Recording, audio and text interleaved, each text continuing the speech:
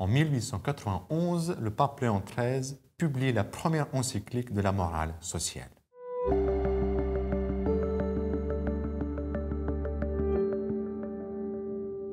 En publiant le Rerum Novarum, le pape Léon XIII marque une nouvelle étape dans l'histoire de l'Église. L'apparition de Rerum Novarum marque la naissance de la doctrine sociale de l'Église. Cela ne va pas dire que l'Église ne se prononçait pas sur les questions sociales avant. Ce qui change à la fin du XIXe siècle, c'est la manière de s'adresser au monde moderne. Même si nous sommes toujours dans une société façonnée par le christianisme, nous ne sommes plus dans une société chrétienne à proprement parler.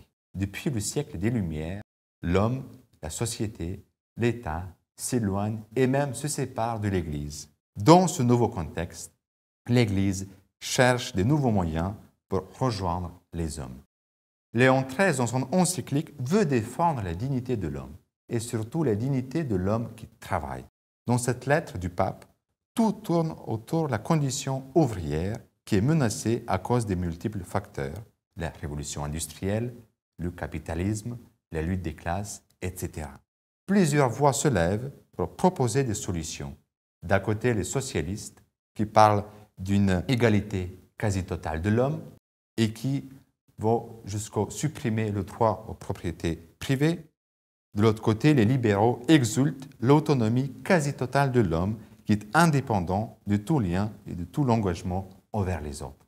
Léon XIII va proposer une solution chrétienne, qui n'est pas une idéologie qui s'impose à une réalité et la transforme, ce n'est pas non plus une utopie qui présente un idéal inatteignable, mais il s'agit d'un chemin guidé par la justice et la charité que propose le pape Léon XIII.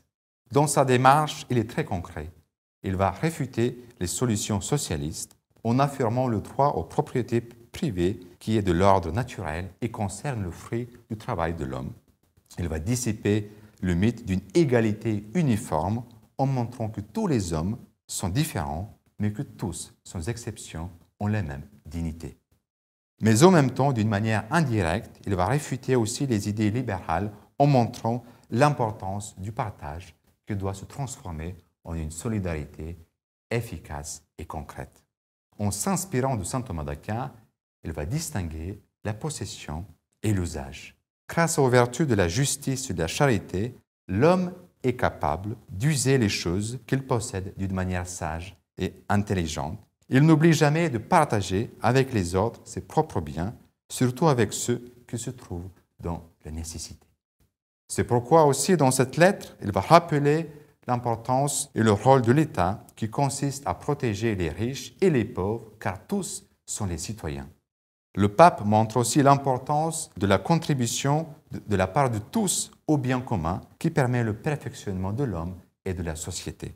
Lorsque le pape Benoît XVI, en 2010, s'est rendu dans le village natal de Léon XIII, il dit « Un pape très âgé, mais sage et clairvoyant, a pu introduire dans le XXe siècle une Église rajeunie avec l'attitude adéquate pour affronter les nouveaux défis. » Aujourd'hui, nous nous retrouvons devant les nouveaux défis, devant les nouveaux problèmes, qui ne sont plus les mêmes qu'à l'époque de Rerum Novarum. Donc il est légitime de se poser la question, quelle est l'actualité de Rerum Novarum? Le contexte a radicalement changé, mais l'exigence de la justice reste la même. On parle souvent de la condition du travail, mais le pape Léon XIII nous incite à parler plutôt de la condition des ouvriers, la condition de ceux qui travaillent en mettant au centre la personne humaine. Dans l'épisode suivant, nous allons présenter l'encyclique du pape Chaumont III, Mater et Magistra, qui nous permettra d'approfondir le lien entre l'homme et la société.